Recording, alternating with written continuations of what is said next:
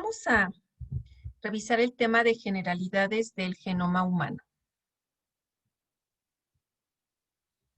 Los seres humanos, como todas las especies, pues tienen un origen y una historia evolutiva. Uno de los principios más comunes es que nuestra evolución desciende de los chimpancés, cosa que no es cierta. Nosotros tenemos un ancestro común con los chimpancés y con los primates. Eso es innegable. Pero no somos una especie evolucionada de ellos, principalmente de los primates o los chimpancés. Tenemos un ancestro en común, es un roedor semejante a una musaraña que tiene una antigüedad de 85 millones de años de aparición en el planeta.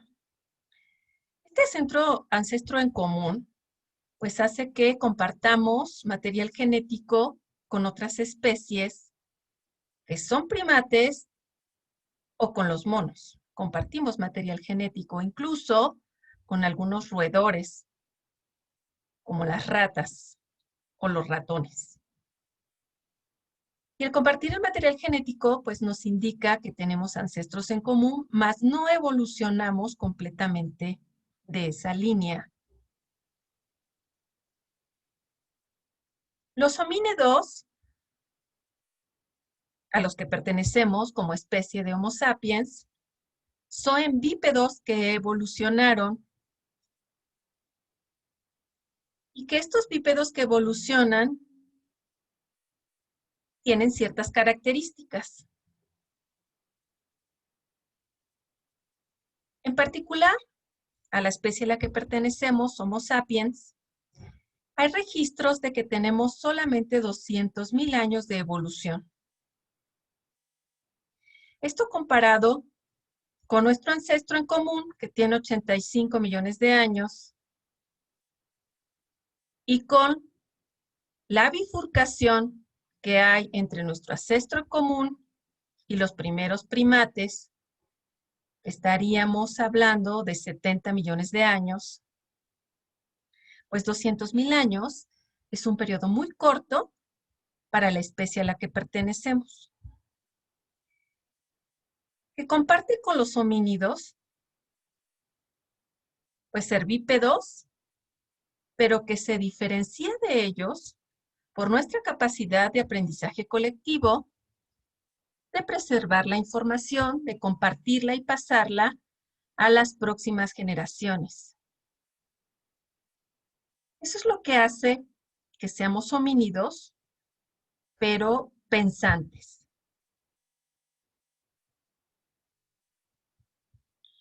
Nuestros ancestros más cercanos, el Australopithecus, que se encuentra en la imagen izquierda de esta diapositiva, es bípedo, sí, pero solamente tenía una altura de 1.10 metros y una, como especie adulta, 1.10 metros y un peso promedio de 40 kilogramos. 3.5 millones de años es el momento en que este ancestro común, ancestro nuestro, se tiene registro que existió en la Tierra. Posterior a él, también hay evidencia del Homo habilis, el Homo erectus y nuestro ancestro más cercano, homínido, el Homo neandertal, que ya tiene mucha semejanza con nosotros debido a que la altura promedio de ellos como adultos era de 1.65 metros y un promedio de 80 kilogramos. 150,000 a 35,000 años es el periodo en que se establece que existió en este planeta. Se considera al Homo neandertal también como una especie extinta, pero que si tomamos en consideración la antigüedad o la aparición del Homo sapiens, que puede ser desde el año 200.000 o 120.000 años atrás, antes de Cristo, pues entonces podemos llegar a la conclusión de que ambos homínidos convivieron. El promedio de un Homo sapiens sapiens es de 1.7 metros y un promedio en kilogramos de 70 kilos como adulto. Hay ciertas características que nos hacen comunes entre nuestros ancestros.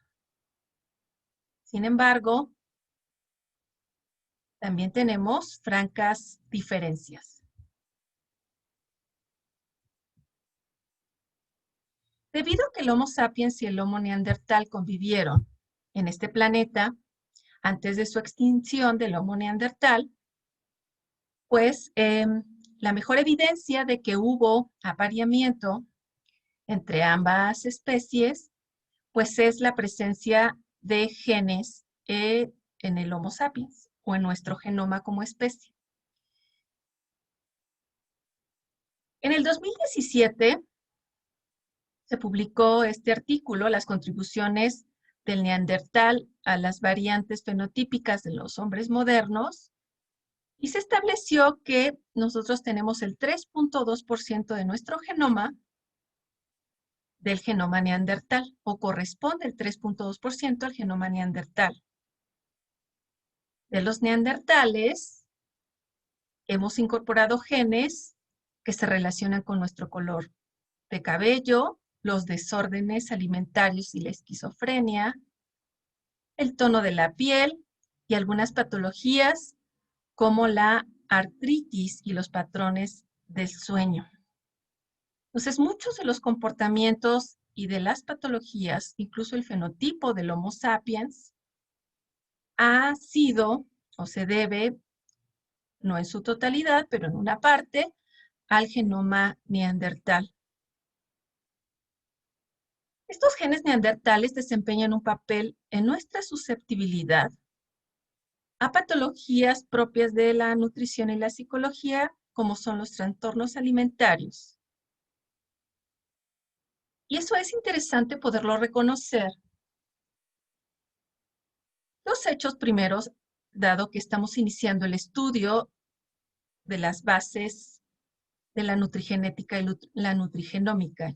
Una cosa es que existe susceptibilidad genética a las enfermedades y que esta susceptibilidad es por ciertos genes específicos, pero que según lo que estamos conversando en este momento, no solo esos genes son propios de la especie Homo sapiens, sino que también algunos de ellos han sido o fueron incorporados al genoma humano debido al apareamiento que hubo con el neandertal.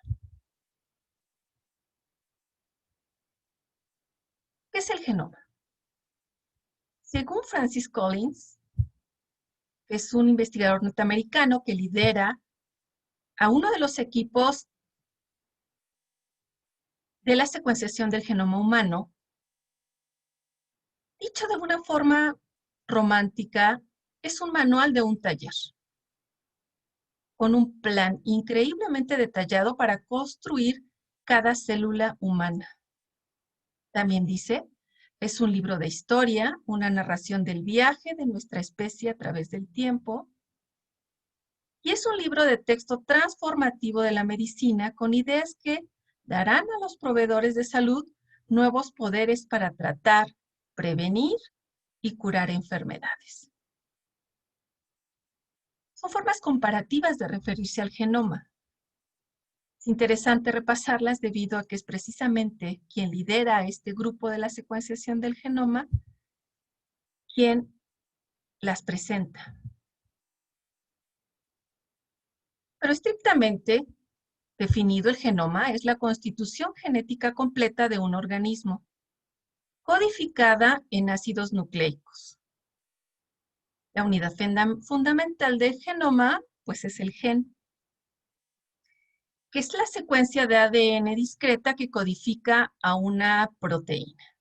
Pues este genoma y estos genes tienen aún una unidad fundamental más pequeña que son las bases, 4 bases que forman la secuencia del genoma: la adenina, la timina, la guanina y la citosina. La posición y la cantidad de estas bases organizadas en genes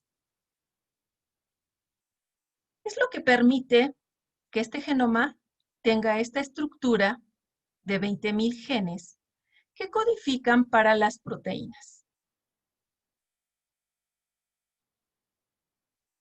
Pero, a pesar de que nosotros deberíamos tener nuestro genoma al 100% idéntico entre especies, pues resulta que existen diferencias en la secuencia de estas bases en el genoma de cada uno de los sujetos. Y eso es lo que hace al sujeto, a pesar de pertenecer a la misma especie, lo hace ser no idéntico a los demás. Lo hace ser individual y único. Es importante saber, pues debido a que nosotros tenemos ancestros primates, que el chimpancé comparte con nosotros el 99% de nuestro genoma. Sin embargo, existen diferencias en los genes, principalmente en la secuencia nucleotídica del 6% de los genes.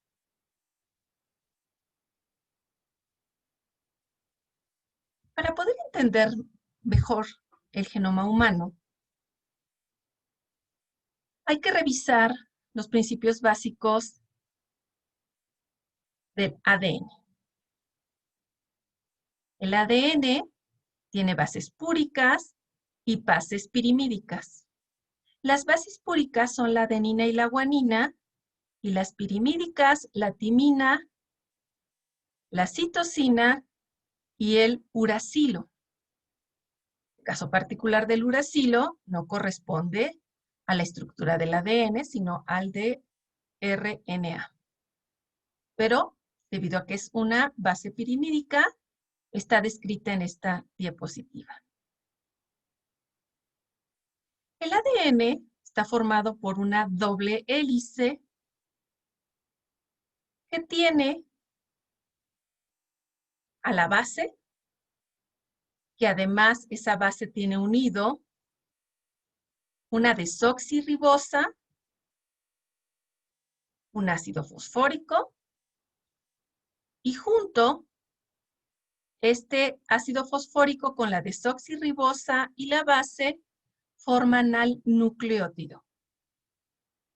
Los nucleótidos se aparean, la adenina apareada siempre con timina y la citosina apareada siempre con la guanina.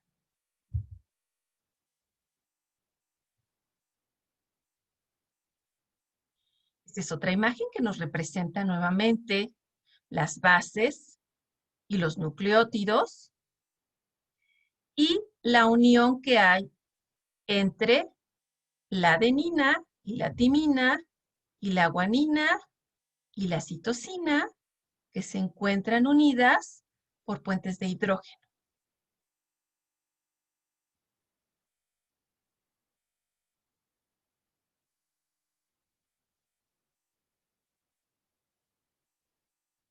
El DNA se organiza en cromosomas.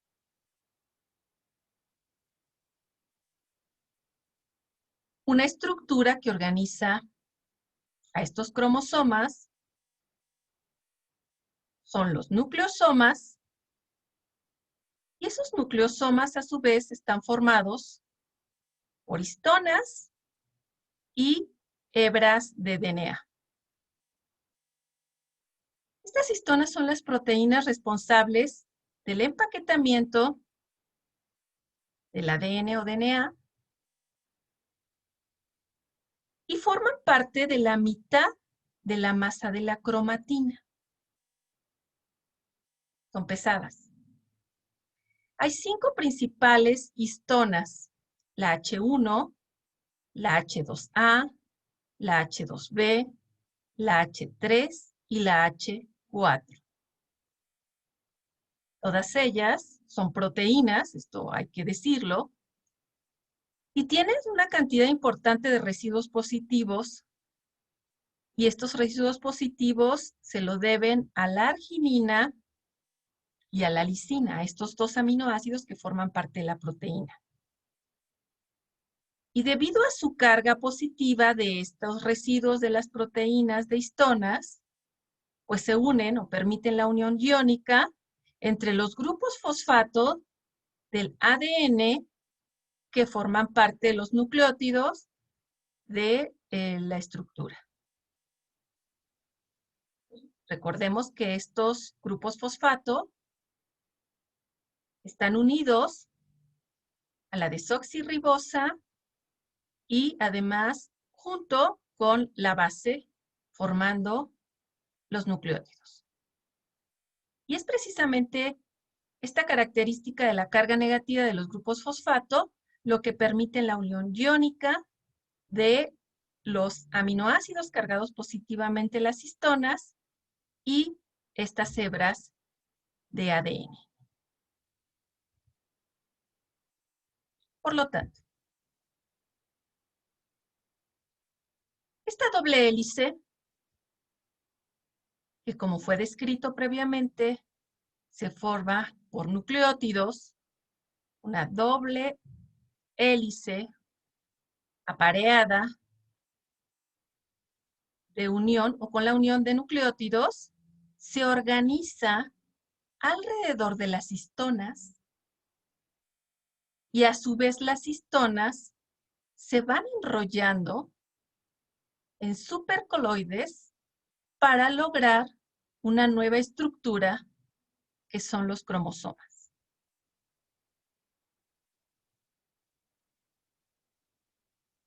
Los nucleosomas son la unidad fundamental y estructural de repeticiones básicas de la cromatina. Se estructuran de la siguiente manera. 2 de cada una de las histonas H2A, H2B, H3 y H4 se unen para formar un octámero. 2 histonas H2A, 2 histonas H2B, 2 histonas H3 y 2 histonas H4 son en total 8 histonas que forman este octámero, que podemos observar en la imagen inferior izquierda de esta diapositiva. Que a su vez están envueltas por aproximadamente 1.7 vueltas de la hebra de ADN, lo que representa aproximadamente 146 pares de bases.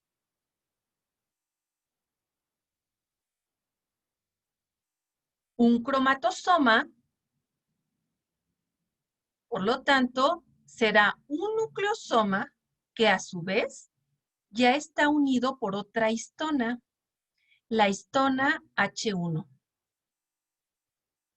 La histona H1 hace lo mismo como un remache, con la finalidad de darle estabilidad a esta estructura de nucleosomas que están organizados en octámeros y que a su vez tienen envueltas 1.7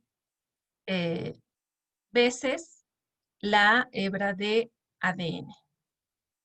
No le dan 2 vueltas completas, da 1.7 vueltas, digamos así. No es 2 vueltas completas. ¿Quién estabiliza esa estructura? Una nueva histona, que es la histona H1, que nosotros en la imagen la podemos percibir como un cilindro en color verde. Por lo tanto,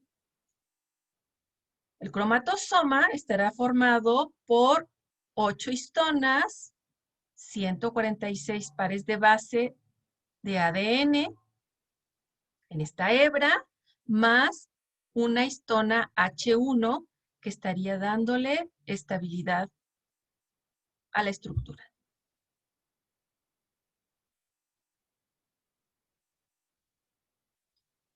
Otra representación de la organización del genoma. Nuevamente, la doble hélice de ADN, que a su vez se organiza alrededor de las histonas para formar el nucleosoma, y ellas a su vez se van ordenando espiralmente con los cromatosomas y a su vez este cilindro o este espiral aún así vuelve a ser un blues o hacen blues de organización y van, por lo tanto, formando los cromosomas.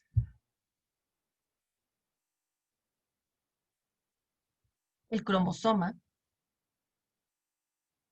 se encuentra, o los cromosomas se encuentran en el núcleo de la célula y es la forma de organización del ADN empaquetada en estructuras que parecen hilos. Cada cromosoma tiene un punto de constricción llamado centrómero, que se representa aquí como un pequeño ángulo, el centro que está en el cromosoma, este pequeño ángulo, que divide el cromosoma en dos secciones o brazos. El brazo corto de este cromosoma es el brazo P, y el brazo largo del cromosoma es el brazo Q. Esta organización permite identificar a los genes que forman parte de ese cromosoma en relación a su posición. ¿Se encuentran esos genes en el brazo P o se encuentran esos genes en el brazo Q? En algunos cromosomas es más fácil identificar el brazo corto y brazo largo porque es muy evidente el tamaño. Y en otros no es tan evidente el tamaño. Tenemos, por lo tanto, como seres humanos, 21 pares de cromosomas. Y estos cromosomas, en esta imagen que se encuentra en la parte inferior izquierda de la diapositiva en morado, vamos a repasar, es la estructura organizada de las hebras de ADN que están enrolladas alrededor de las histonas. Recordemos que como macroestructura tiene un centrómero el cromosoma, un brazo P y un brazo Q.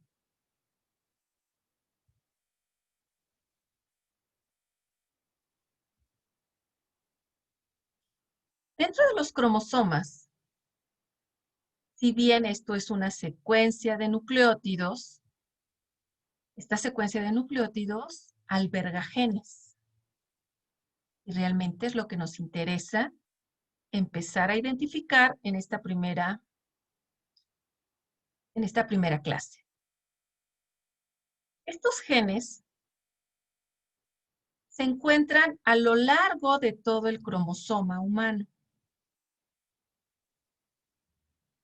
El cromosoma humano, cuando se tiñe, nosotros podemos identificar ciertas bandas o ciertas estructuras que se tiñen más que otras.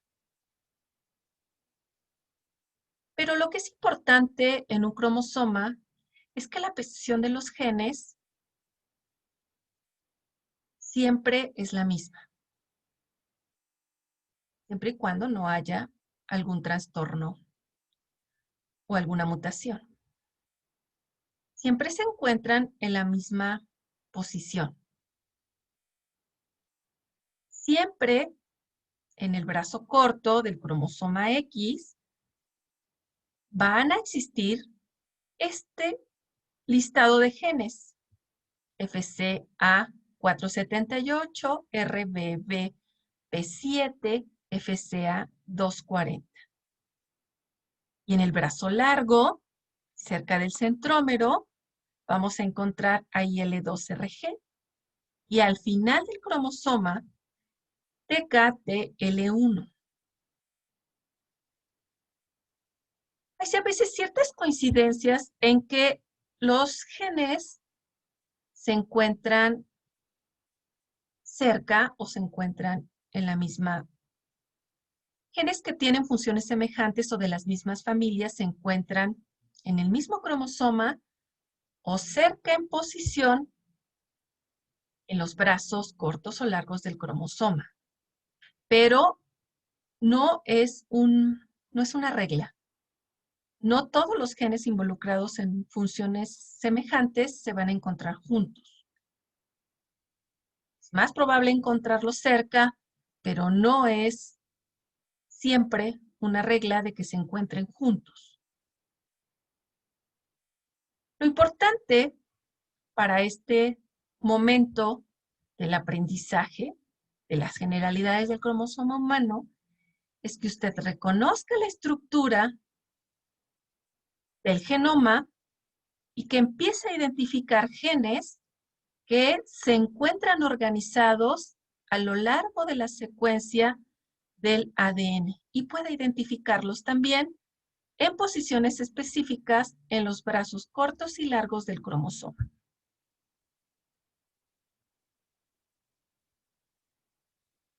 Para fines prácticos de inicio de los trabajos en esta asignatura, lo primero que tienen que saber es que existe disponible la secuencia del genoma humano en esta base de datos de NCBI. En NCBI, ustedes van a acceder a diferentes links, diferentes carpetas, pero si seleccionan la carpeta de genoma Homo sapiens, entonces van a tener disponible la secuencia de los genomas. Que para el día en que yo hice esta revisión, ya había o estaba disponible toda la secuencia.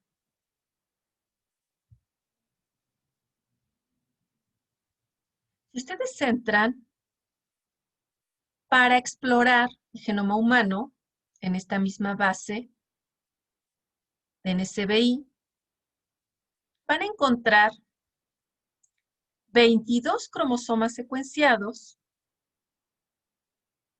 el cromosoma X y el cromosoma Y.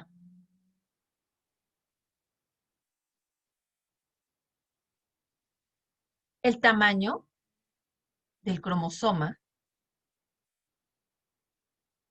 Si tomamos en cuenta esta tabla, se puede identificar fácilmente que el cromosoma 1 es el cromosoma de mayor peso o tamaño. También es el cromosoma que más genes alberga. 5.078 genes en el cromosoma 1 y 1.372 pseudogenes, o sea, que no codifican para una proteína. Tienen una secuencia semejante a un gen, pero que no codifican y por lo tanto los únicos que codifican son estos 5.078 genes. El cromosoma 2, 3.862 genes que a su vez pueden codificar para 8.054 proteínas y 5.078 genes que codifican para 1.046 proteínas. Lo que también observamos en esta tabla pues, es el contenido de GC, quiere decir de guanina citosina. Para el caso del cromosoma 1 es 42.6%, ¿sí? De la secuencia del genoma del cromosoma 1, más bien de la secuencia, perdón, del cromosoma 1, del ADN del cromosoma 1, es guanina citosina. Van entonces a explorar, por favor, esta base de datos, identificar el número de genes que se encuentran en cada cromosoma. Cuando ustedes seleccionan un cromosoma, aquí para fines de este ejemplo seleccioné el cromosoma 1 y empiezan a explorar al interior, pues van a empezar a tener acercamiento a las bases nucleotídicas que están organizadas en este cromosoma. Le pueden hacer un zoom mayor e identificar exactamente, por ejemplo, para esta diapositiva, en la posición 124.478.210, ese es el par de base, o las pares de bases que le hice el zoom para este ejemplo. En esa posición exacta hay un nucleótido que es timina, que está pareado, por supuesto, con una adenina. Ustedes pueden seleccionar cualquier posición en el cromosoma para así identificar cuál es la secuencia nucleotídica que forma parte de esa posición que están seleccionando.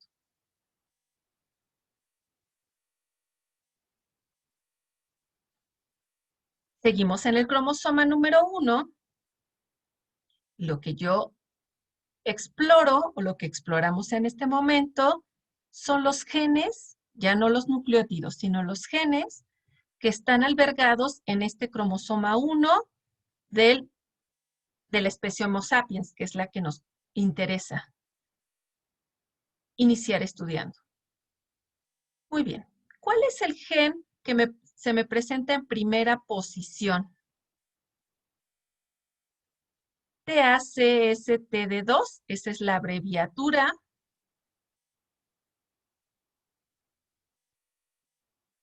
Y es un transductor de señal de calcio. El EPS15 es un factor de crecimiento epidermal. MTHFR, esta es mucho más conocida por nosotros, es la metil tetrahidrofolato reductasa. Imagínense, involucra el metabolismo de vitamina B12, la metil tetrahidrofolato reductasa B12 y ácido fólico. Se encuentra en el cromosoma 1. Y si yo le doy clic a alguna de ellas, puedo explorar específicamente el gen y las características y posición exacta en la secuencia del ADN de este cromosoma 1.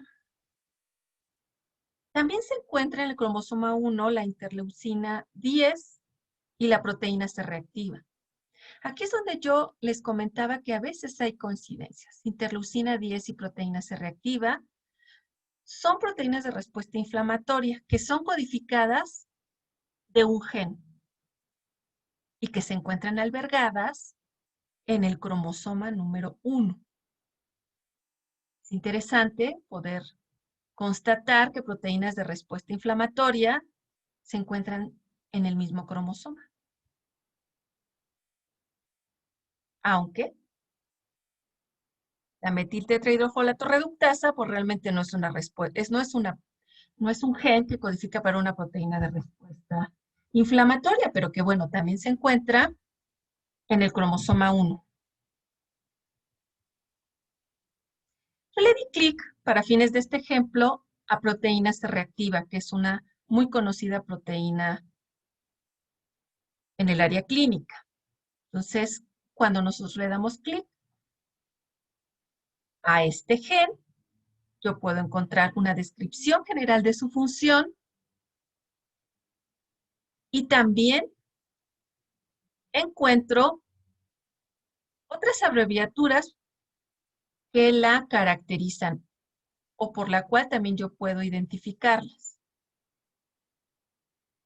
La localización específica Se encuentra 1 en el cromosoma 1, Q en el brazo Q, en la posición 23.2. Entonces, empiezo a tener información más específica de un gen particular que se encuentra en el cromosoma 1. Yo le doy clic en la secuencia nucleotídica y proteica, pues me presenta estas secuencias FASTA, en donde yo específicamente puedo identificar los nucleótidos que representan o que conforman a este gen proteína C reactiva. Lo que ustedes pueden observar es que el nucleótido 1 de este gen es una timina, el nucleótido 2 es otra timina, el nucleótido 3 es una guanina, el 4 es otra guanina y el quinto es una adenina. Toda la secuencia nucleotídica nativa del gen se encuentra representada en esta secuencia FASTA.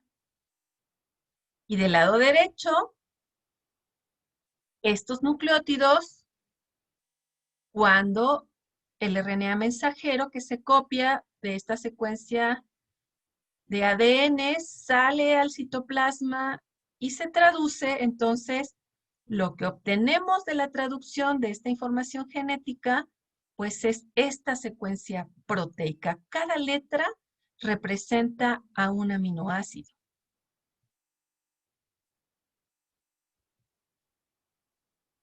Bien. ¿Para qué necesitamos conocer en detalle el genoma humano? Esto nos va a abrir toda una gran gama de posibilidades, pero para iniciar o continuar con el estudio, lo que nos interesa mejorar, pues es nuestro conocimiento de que esta secuencia nucleotídica del ADN se copia en ARN y se transcribe para formar un polipéptido, que para nosotros, este polipéptido tiene que traducirse en una proteína funcional que realice una función en el organismo humano. En nuestra siguiente clase continuaremos con el estudio del dogma de la biología molecular. Gracias por su atención.